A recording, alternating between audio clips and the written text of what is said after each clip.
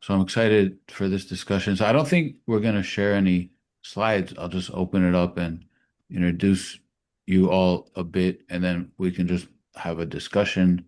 And some of the people here are brain injury survivors that I know, and some I've met over, I guess, online, like some I met in person and have seen in groups for years, and others are new. But I think it'll be a great discussion, and more people are trickling in, so that's good. Thank you all for coming. So I've been doing this for a while. It's called the Building Brain Awareness to Help Brain Injury Recovery Talk Series, or BBA for short.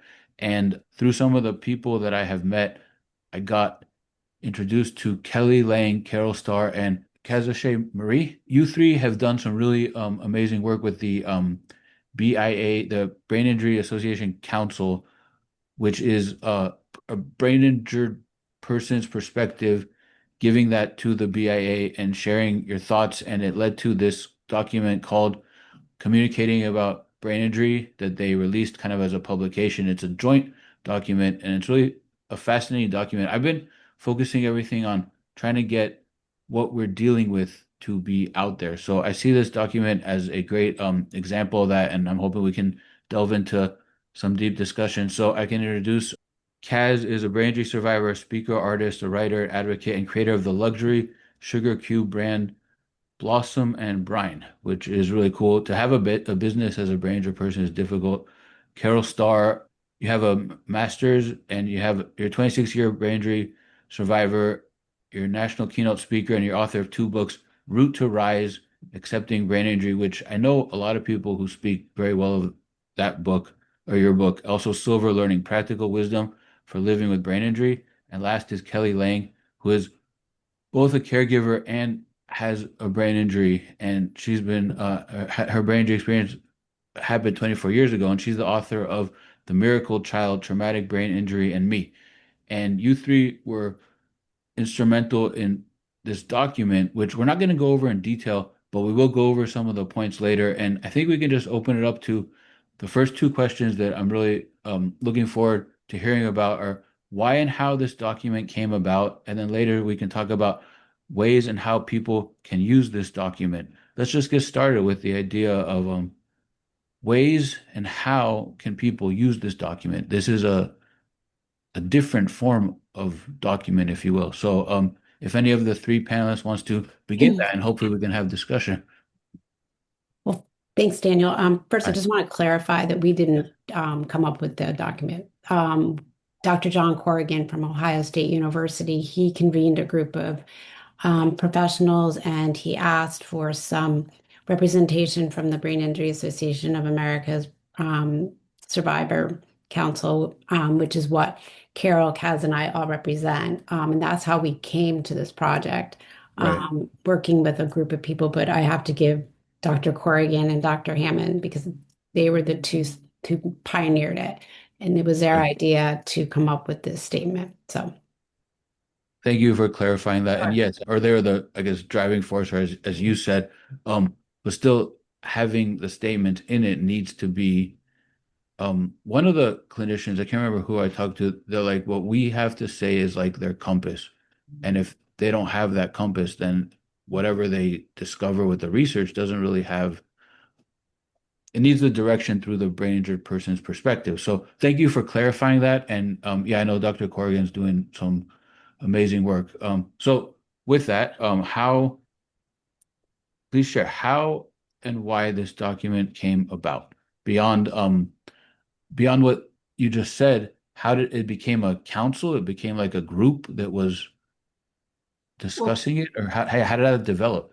well, a couple of years ago, I think roughly now, brain injury was declared a chronic condition by the Centers for Medicare and Medicaid, which was a ginormous thing for brain injury for all of us as brain injury survivors. It was beginning to be recognized that brain injury is not just a one-time thing.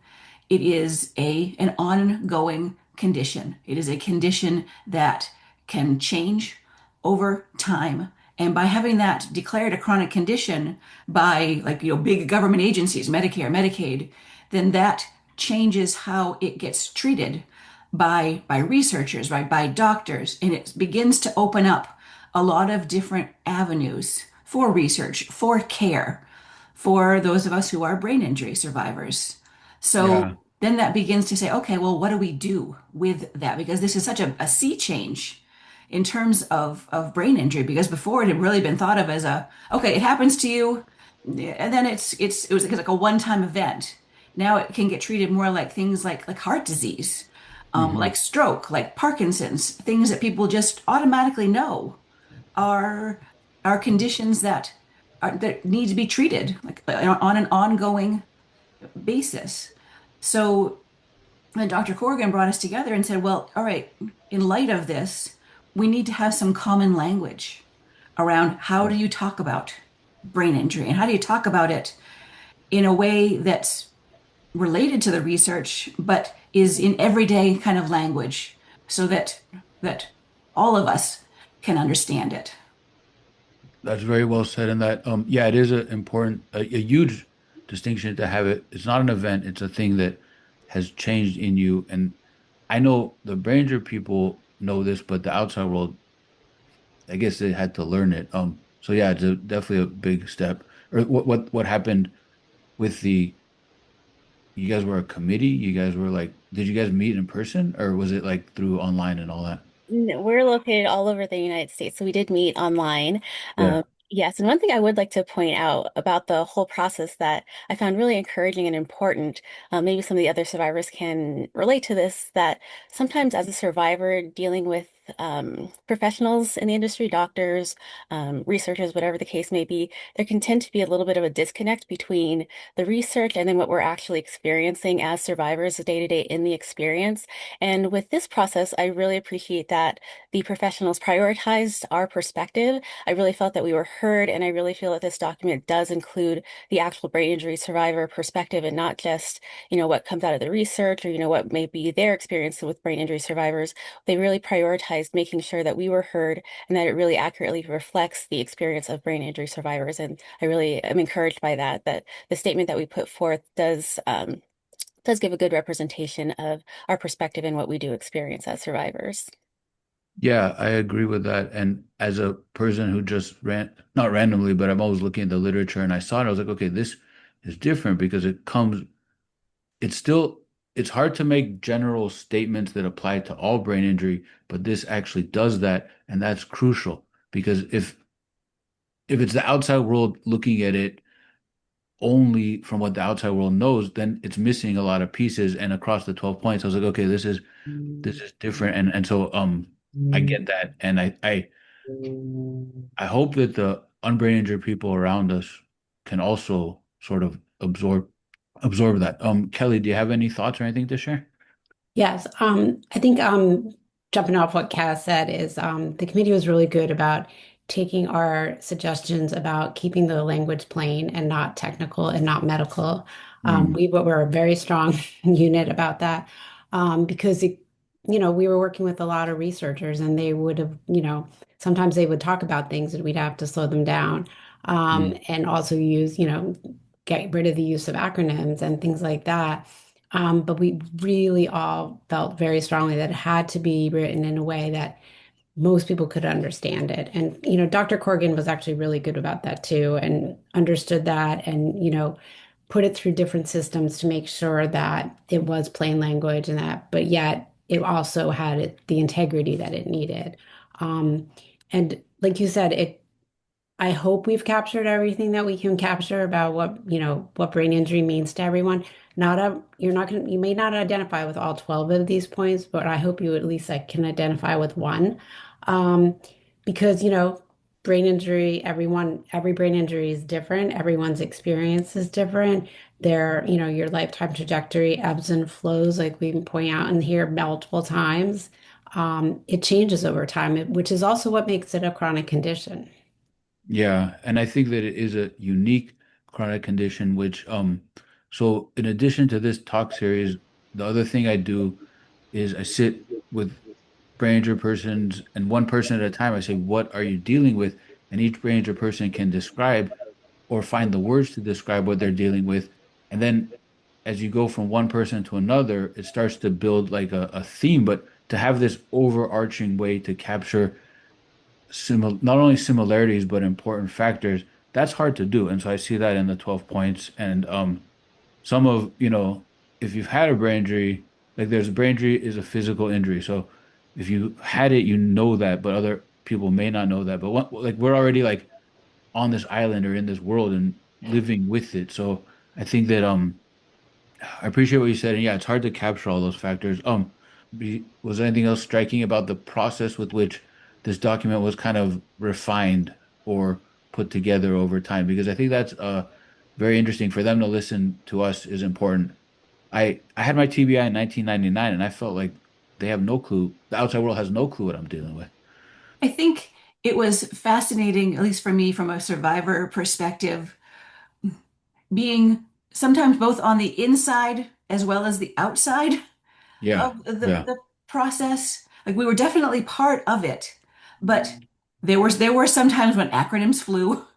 And we got to know the professionals on there and got to be a part of it. But many of them knew each other. We didn't necessarily know all of them.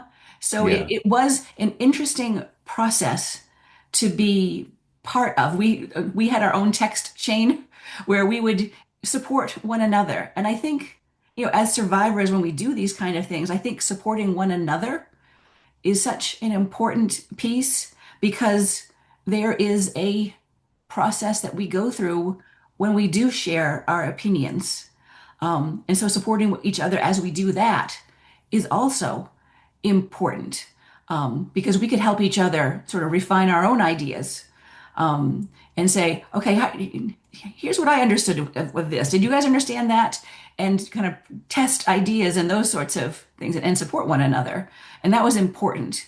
And I think us supporting one another ultimately made the document better, even though we never even told the rest of the group that we were doing that. It was just something that we did. Yeah, that makes a lot of sense. I know that everything I share, I have to share from my experience because I haven't seen it anywhere else. But a wave of validation hit me when I started going to brain injury support groups to finding people that I could relate with. So I was like, oh, this is similar. This is similar but different. You get that connection, and I totally get that. And I think that's why a good support group that listens to what we are experiencing is very valuable. So that connection and kind of cohesion you're describing sounds really essential. Well, I think also, when we first started this, it was going to be a 6 month commitment. And now we are, like Carol said, we're closing in on, it'll be 2 years in the fall. So, we have continued to meet almost every single month. There's been a few months where we skip, but and now it's like trying to figure out how do we get this into the hands of the people who need it. And it's not just the brain injury world, the people that work in brain injury, but also to others and who might come across, someone who has a brain injury, such as, the OTs and the speech therapists and the physical therapists and school nurses. And, there's so many different groups that we could reach and give them this language to use Hmm. when they have patients or and even family members, because it's as we all know, so many people have experienced some sort of brain injury in their lives or their families at some point. And then as you get older, I think the number becomes smaller and smaller, like more and more people you meet. Um, and so that's what we're working on that now. We're also working on trying to make this 12-page document um, shorter in a way that, like with a postcard or with an, a code so people could just like look it up on the website because it is hard to copy this 12-page document and hand it out to providers. They don't really want to read all that. And my goal has been to share it with anyone who's willing to listen to me. So, Yeah, I think that it's 12 pages is actually relatively concise. In my experience and other Branger people I know, we've been writing how to explain this, and you just end up with notebooks. And it's like, I don't know how to say this, put it into words. So I think 12, for a first effort, I think 12 pages is pretty good. And I also see it as opening the door to the depth of why these points are so crucial. And hopefully, I have already two questions, but I guess the question that we had discussed or how can people use this document? Because I see it as for each brain injury person, okay, why are these things true? Why does this point number, whatever, resonate with you? So any advice on how and ways people can implement this document in their everyday life or with importantly with those therapists, with those people who are trying to help? Do you want to talk about the videos that the council's doing? Sure, sure. Well, whatever Well, you want to talk let me about. ask Kaz. Kaz can do that. Yeah, so this has been a really fun and exciting process because, like you said, seeing it kind of static on the page is one thing, but being able to apply it and actually have that like a more condensed perspective. The council has put together, we've broken up into pairs of two of each of the council members, and we're taking each of the points and just kind of sharing our perspective about it. We have it's basically like a script, but we kind of go off script as well as brain injury survivors. Of course, that happens. And I think it makes for a better video. It's more candid. And so basically, we're going through the points, and it's another tool, another resource, a way to share the talking points, and it can be shared across social media with your friends and family. And so it's been a really exciting process to be able to take these videos or to take these points and to kind of dive deeper and give an even better perspective from the experience of the brain injury survivor. Hmm. And I just So, put a link to the to our YouTube channel, which has so far four of the videos on there. Four more will be dropping shortly. They're in post-production right now. The videos do offer kind of the survivor perspective on each of the 12 points. And I know for me personally, as a survivor, I am taking this document and I'm bringing it to all of my medical team and mhm. saying, here is what a group of people who are the who's who in brain injury land um, have said about communicating about brain injury. That, and not only for me, because I mean, I've been living with this, for what feels like since time immemorial now, but for the work that they might do with other patients um, to help bring more awareness about brain injury. I lead a support group. We've been talking about those 12 points in the support group about what they might mean. I'm going to be showing some of these videos, in the support group. So I think that it's wonderful to have this document, but unless it lives in all of us and gets spread by all of us, then it just becomes something that lives on a website and that's it. And that's what we don't want to happen. Well, most literature and research ends up like that, which is funny. Um, Being in the research world, I see as people churn out publications.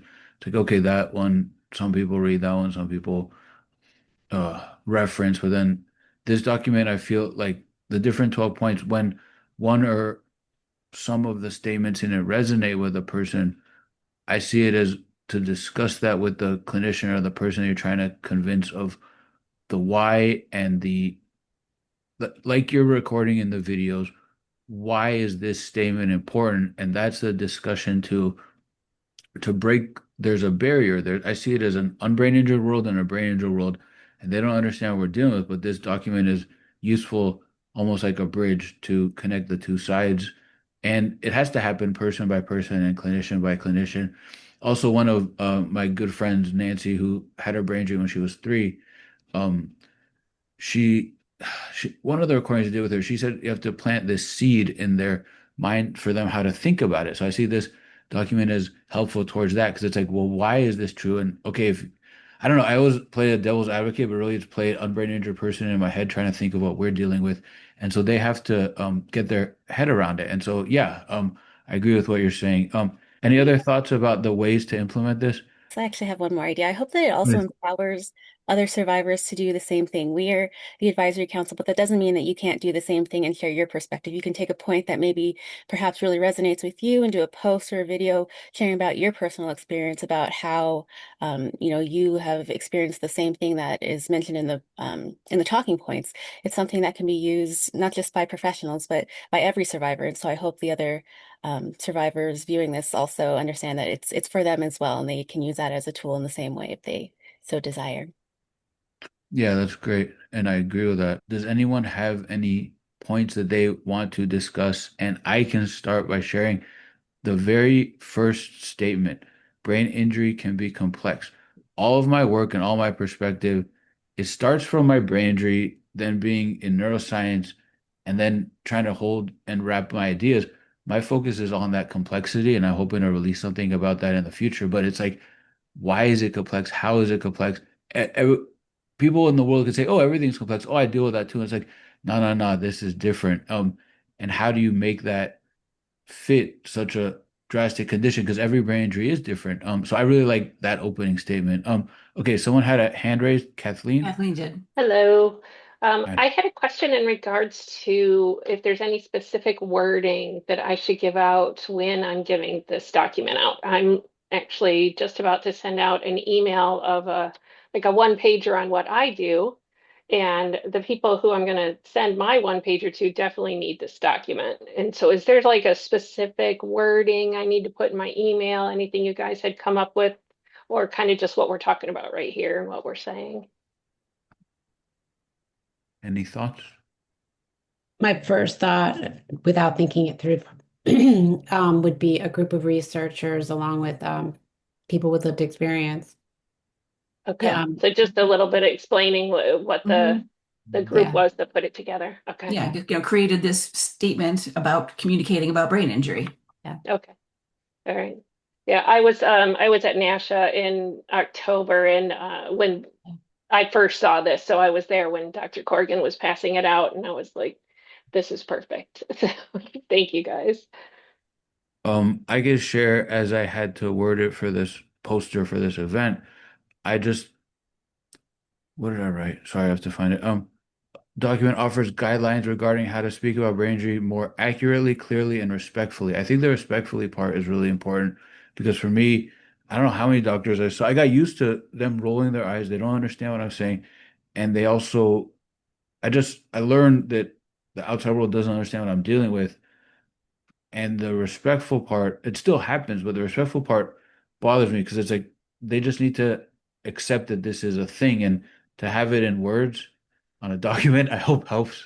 It's hard to get through a barrier, a mental barrier or a perspective barrier. So, accurately, clearly, and respectfully, I thought, for me, that's how I worded it. Someone had a hand raised. And Julie did. Yeah. Can you hear me? Okay. Yes. I just want to say I'm 13 years out from my situation when I had my brain injury, and I'm still struggling to get any support with the medical, and I'm not down talking to anybody, comprehension of what the actual brain injury is.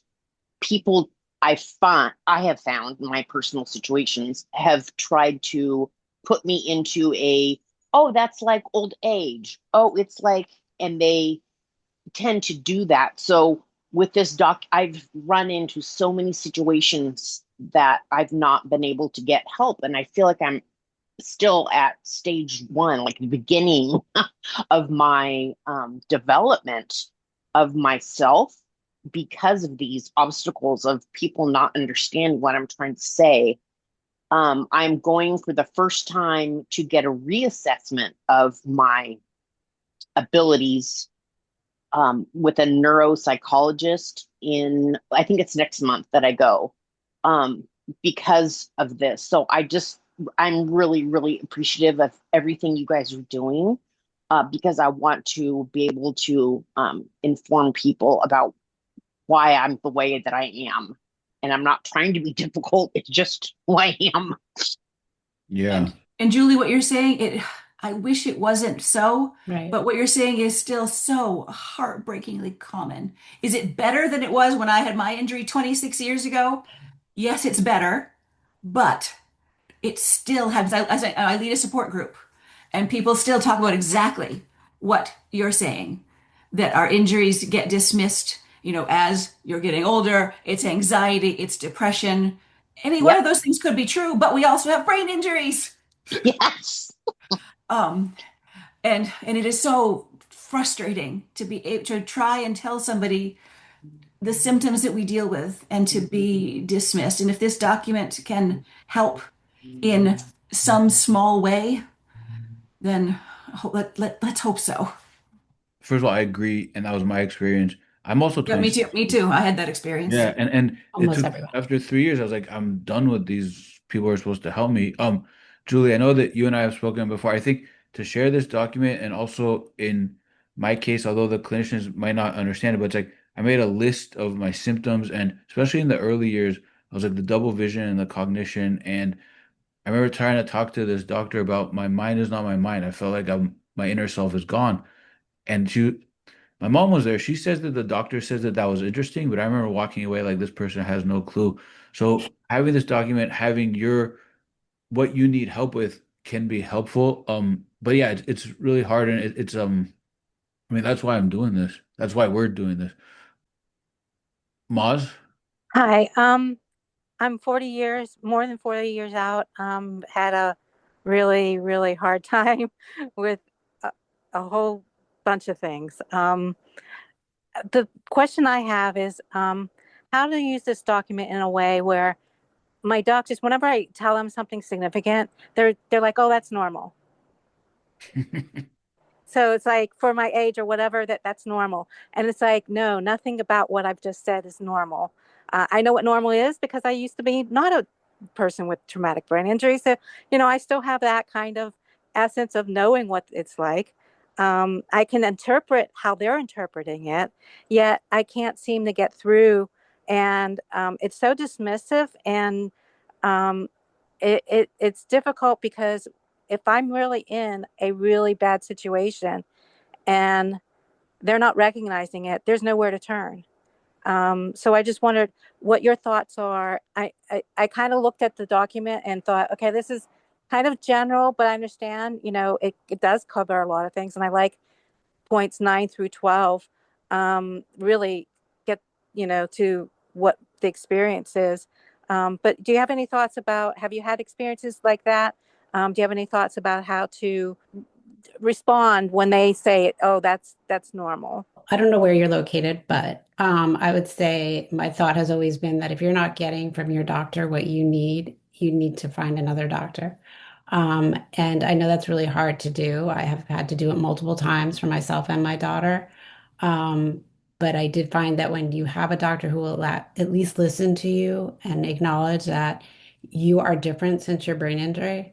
And I had a doctor say to my daughter a few years ago, there's a lot of things we can change about your brain injury, but there's still a lot of things we're not going to be able to change. To give her the power that she could choose what we could work on, but there were certain things that we're never going to change, and that was okay.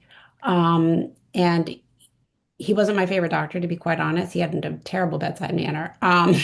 But that one little nugget is something that has stayed with me, and I repeat to her often as a reminder that there are things we can make better, even just the way we take care of ourselves.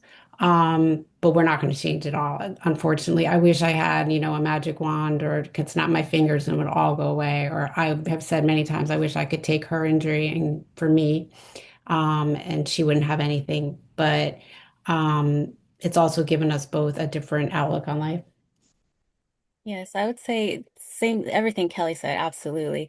And it can definitely be difficult. Sometimes finding another doctor isn't an option for me. And I will say it definitely sucks, but this is where becoming a good self-advocate kind of comes into play, which again has been for myself, I can say very difficult. I don't like confrontation. I don't like having to, reiterate something when it feels like somebody is not listening to me. But there have been times where in person, sometimes I felt like the doctor was not listening to me. And with the brain injury, it was difficult for me to articulate when it felt like they weren't listening to me. So I would leave, reassess the situation, gather my thoughts, and sometimes write an email or I would call back. There have been times where I called a doctor or an office and didn't get a satisfactory answer and then literally called right back again once I was able to get my thoughts together. So this is where I would say, and again, like Carol said, tapping into that support system. Sometimes you need to run ideas by other people and get other strategies or, different way to approach it. But I would say this is where it sucks again, but becoming a good self-advocate really comes into play. Yeah, I think what you said about returning.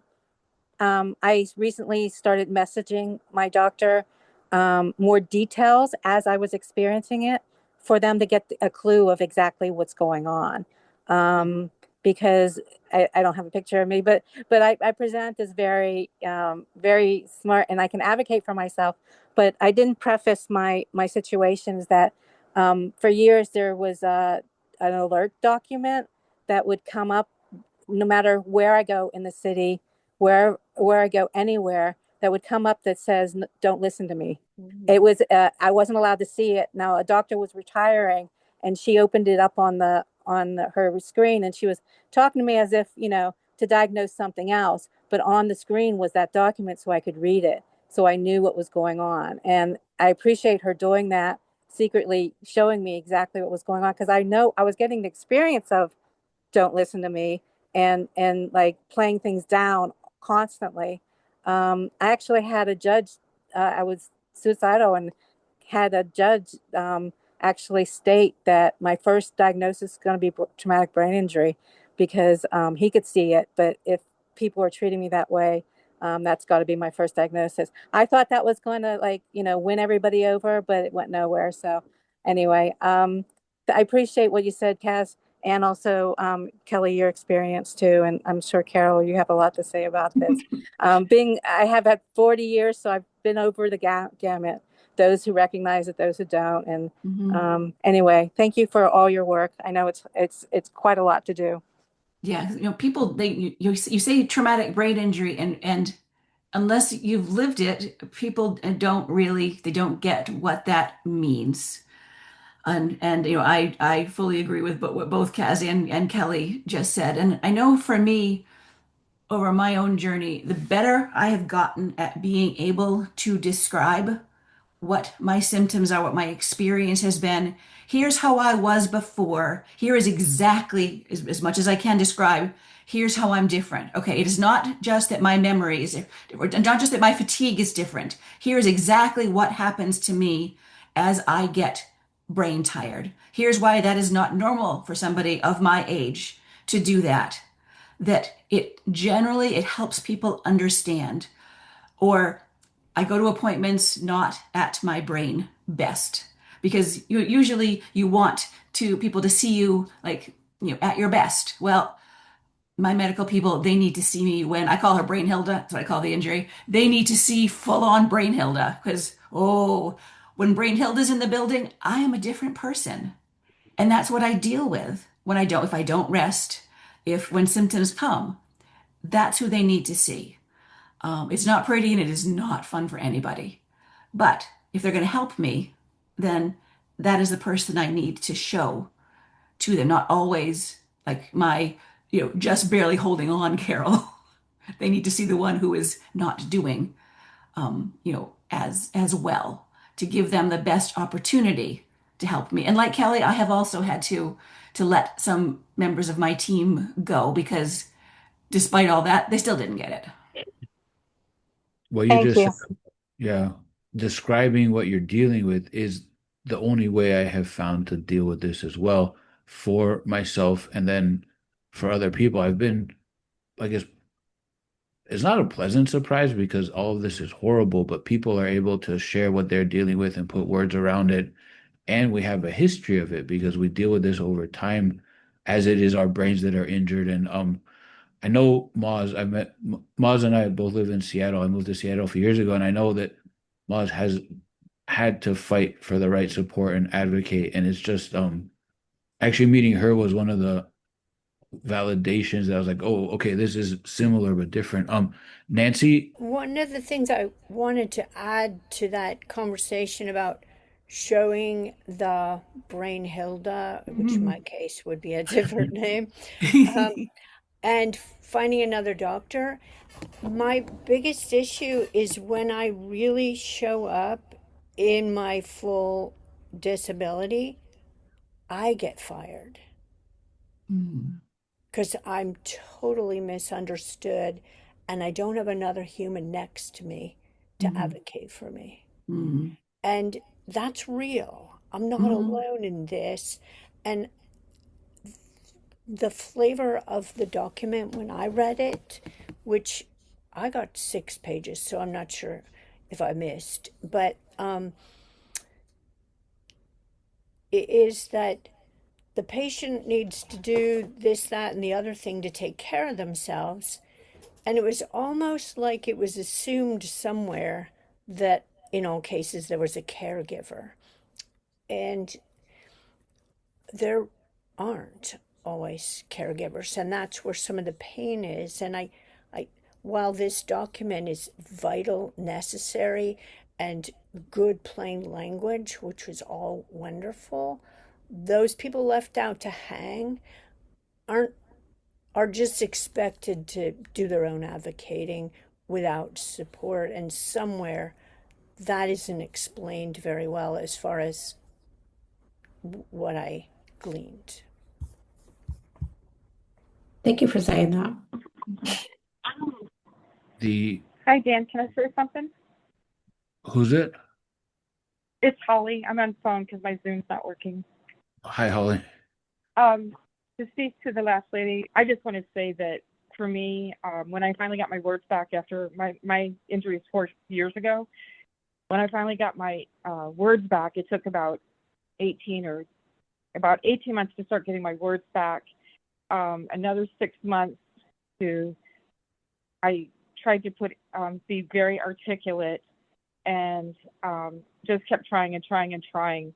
And it got to the point where I tried to explain it to them, I got injured at 57. I'm 61 now. It changed the course of my whole life. I'm in state housing now, and I'm supposed to have care 30 hours a week. I have 0.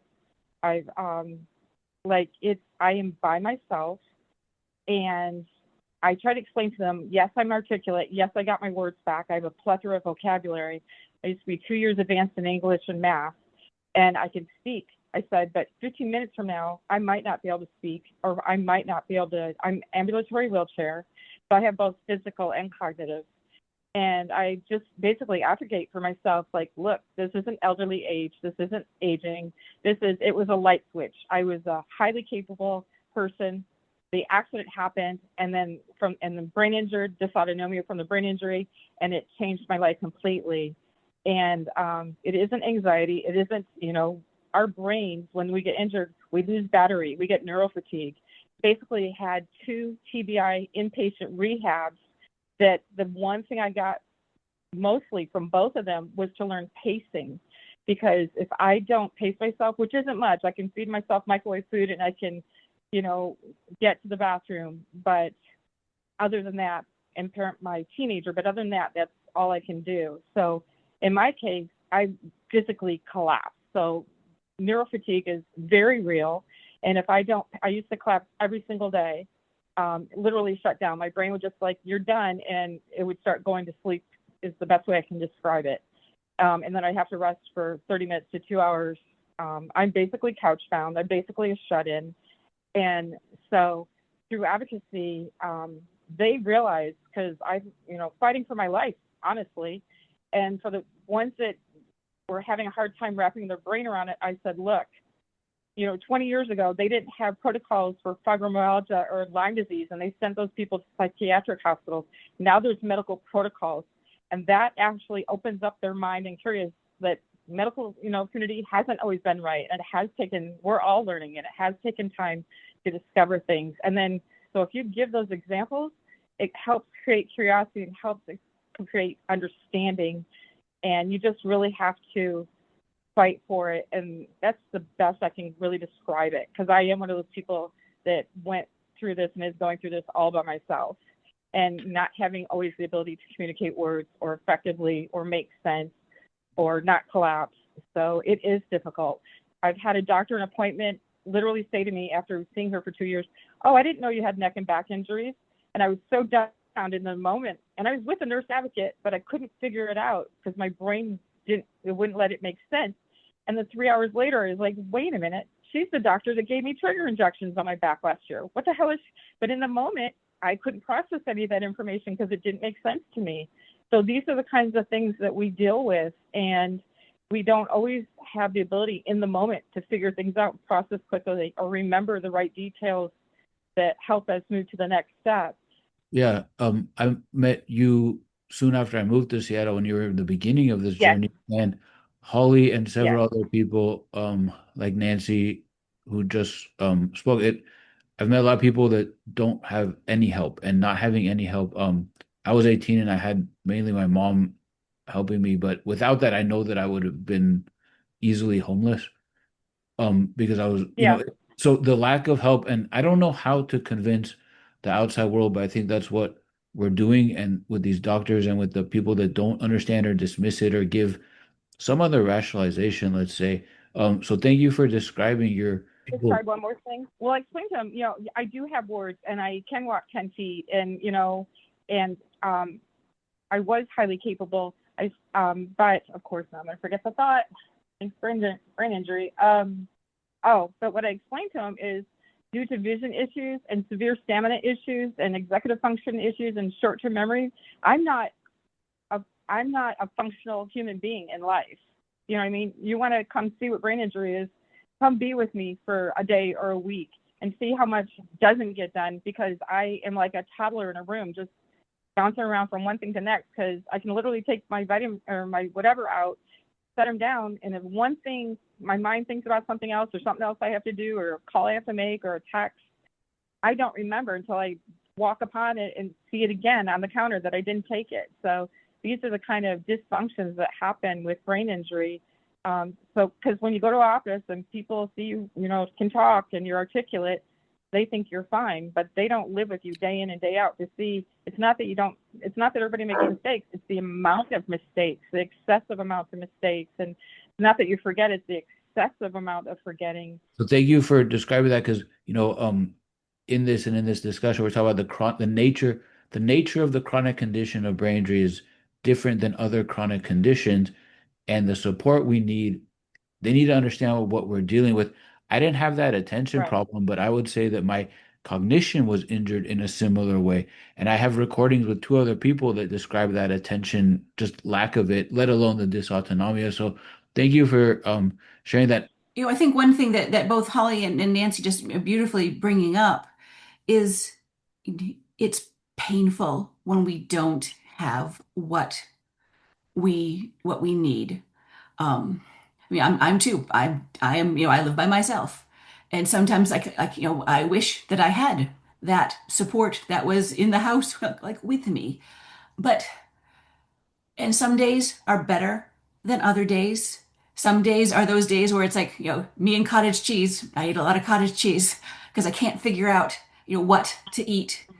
Hmm. But one thing that I try to do, and again, I'm not perfect at any of this, is give myself grace on those days where my brain is not giving me very much energy, is do the best that I can. And the more I focus on whatever I can do, however small that might be, it might be not very much on any given day, but the more that I focus on what I can't do, the worse I feel, because I can't control what I can't do, but I can control those tiny things that I can do. And even if what I can do is I'm on the couch today, all right, well, it's a couch day. And for me, over time, the things I can do have gotten more. Has it been slow? Good gosh, it has been so slow. Very, very slow. And there is still pain, to it. This document doesn't take away any of that pain, but it gives us an opportunity to talk to others about some of that and hopefully increase some of the understanding. Yeah, the increasing the understanding is essential.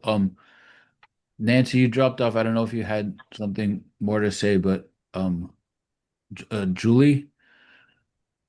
I I am located in Seattle, and I have not been able to find, and I really need this, a caregiver. I've been doing this on my own since 2014, and I'm not doing a very good job, and I will be the first to admit it.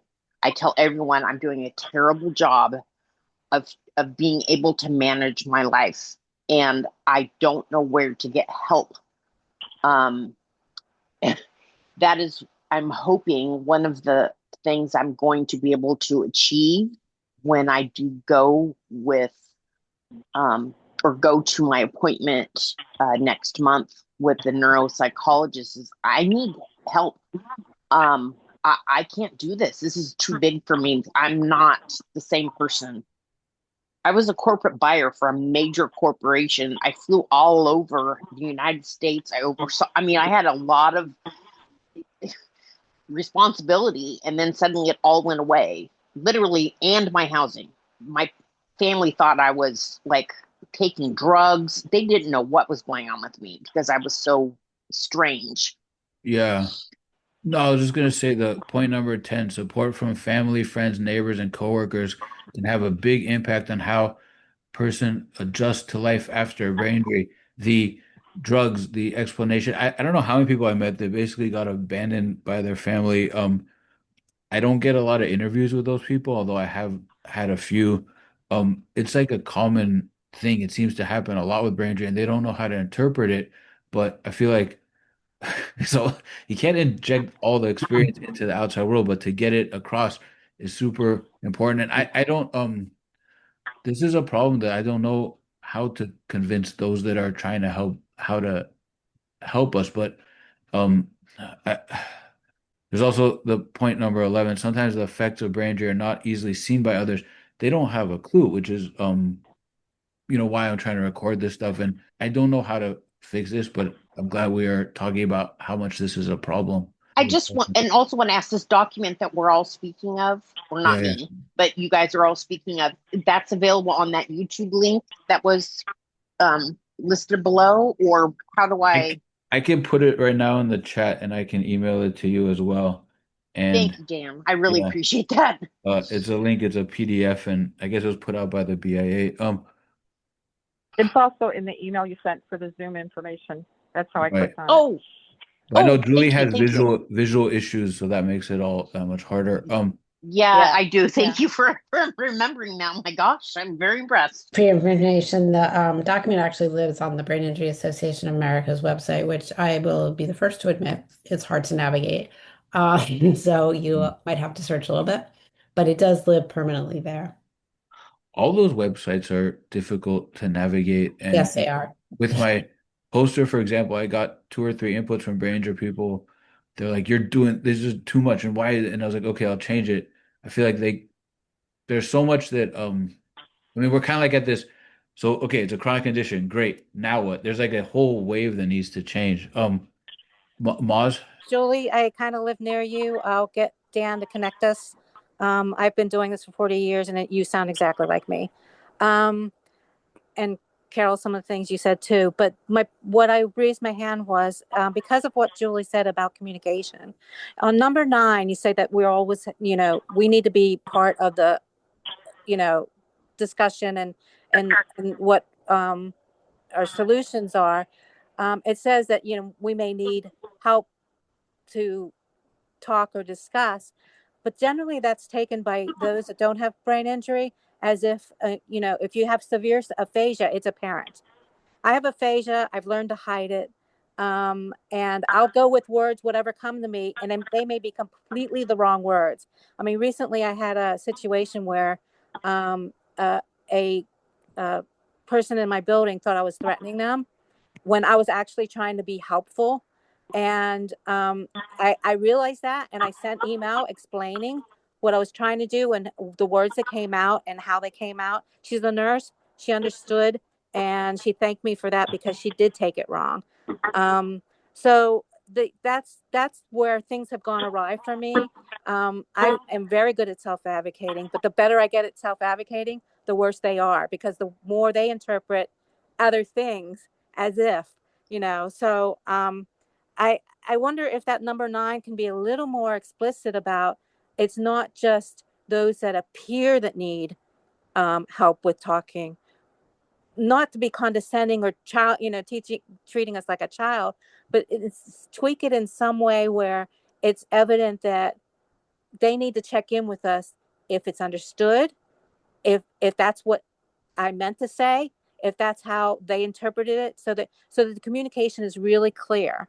Most people don't have a time to do that. I understand that, but I just wondered if that could be tweaked a little bit, because most people think, oh, yeah, if they have difficulty, talking, that's going to be obvious and I'll help them.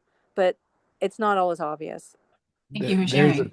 yeah, there's a depth like that iceberg metaphor of Mm. all the people. So point number nine, people with brain injuries can and should be involved in decisions about their caring, regardless of their level of functioning. So there's a depth to the level of functioning that isn't understood by the outside world. And really, it's like we're all on one side. We need to have this discussion with the unbrain injured people around us, but I haven't, it's been very hard to get them. Sometimes they come to these things, but it tends to be brain injured people. So I'm hoping to get, that this is why we're doing this, right? To get this information out to them. But thank you much for describing the level of the lack of functioning and to reiterate, to revisit, to discuss. Sometimes when you're fresh, because when you're in that fatigue state, you're not going to be able to function. But the next day you can, I've had so many like the thoughts come to me in night or the day after or once I'm better. And so that there's a lot of discussion that needs to have, and it needs to have a time. It's like Branger needs this. I don't know. There's just so many factors. What you described as are good examples. Dennis? Yeah, I just want to add to the memory loss and gaps. I have really bad confabulation, so and it's going on 2 years, so add that. That's all. That's an interesting one. Did you ever see the seminar with Jared Brown about confabulation? That's Yeah, yeah. But yeah, you sent it to me. yeah. But that's just one example, and that confabulation versus memory versus what Holly was describing. Each brain injury is different. Thank you, Dennis, for sharing that. And um, panelists, do you have any closing thoughts? And I think this has been a really good discussion. It's like a slice or glimpses of what brain injury people are dealing with, and that's what's the reasons underneath this document, which there's just so much to compile, it's almost impossible. Yes, I have a final thought. I Please. think one of the main goals with the statement, I know for me certainly, that I really hope that it gets shared outside of the brain injury community, outside of survivors, outside of medical professionals, because I think with all of our discussion here, we're kind of getting to the crux of it, that it's a systemic and society issue. As brain injury Mhm. survivors, as the people that know us, more or less, they understand what we certainly understand. But the way to solve, I think, these issues is to get people who don't have any experience with it on board with caring and understanding what it is we're going through and why they should care. So I do hope that this document gets shared outside of the community, and I hope that everyone has some good forward momentum with their situations. And thank you so much for having me on the panel. Thank you. And that's a very good point because I see it as systemic. Really, it's systemic to I used to think it was the clinicians, but then I realized it's everyone that doesn't have a brain injury. For some reason, they have this barrier to understand and want to understand. Meanwhile, all it takes is a accident, a hit to the head, where all you have to have is a brain and be alive to have a brain injury. Um, It's my hope from this document that it opens up conversations between survivors, conversations in families, conversations between survivors and their providers, because each of those 12 points, I mean, you can, as we've kind of talked about, each one is written a little bit generally because it had to be, because we're trying to look at reaching kind of the largest audience possible. But I think each one of us can see our own individual situation.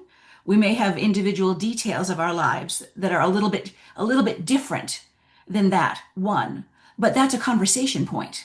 That's something to take that point and say, here's how my situation relates to this, but it's a little different.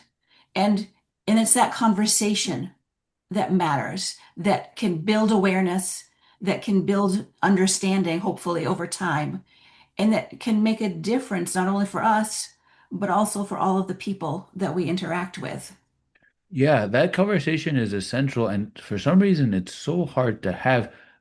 There's some barrier, and maybe it's a vulnerability thing, maybe it's a challenging of the fundamentals of how people think. But I can share that in my experience, it took 18 years and me to put out my podcast to get only some of my family to listen. And then when they truly listened, they couldn't they were like, what do it was really fascinating, but it was a fight to get that to happen. And Yeah, I love what Carol just said and what Kaz said. yeah, These are supposed to be talking points to start the conversation. And I think another conversation that is goes along with this is that there's so much more we don't know about the brain and how the brain works and what can help us to Mhm. achieve the best brain possible, especially after brain injury.